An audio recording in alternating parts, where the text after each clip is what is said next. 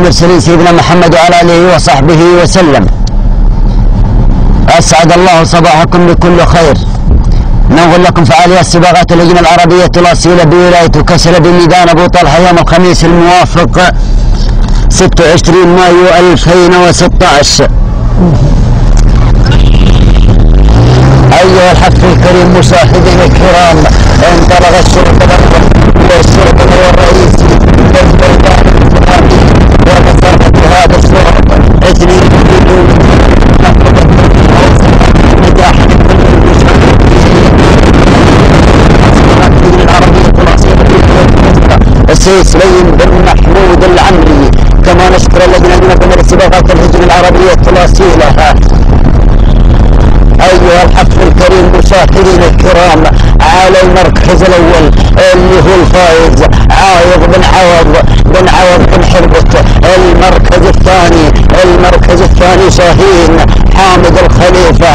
المركز الثالث المركز الموفق أحمد بن عاتق بن العود.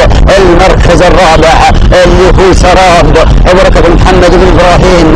المركز الخامس الصاروخ سلطان بن صالح الزنيني. يا سلام يا سلام، الله الله الله الله الله. ولكن خلوني عند مقدمة الصوت، وخلوني عند المركز الأول، وخلوني عند الفائز عايض بن حربت. المركز الثاني موفق أحمد بن عاتق بن العود العمري. المركز الثالث اللي هو شاهد سيد حامد الخليفة. المركز الرابع اللي هو سراب بركة بن محمد بن إبراهيم.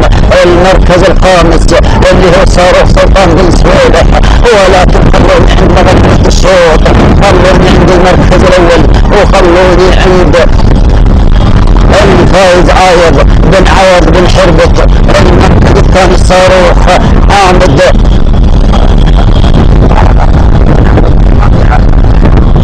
عوض بن حربت. ولكن المركز الثاني صاروخ السيد سلطان بن صالح. ولكن خلوني عند مقدمة الصوت، وخلوني عند الفائز السيد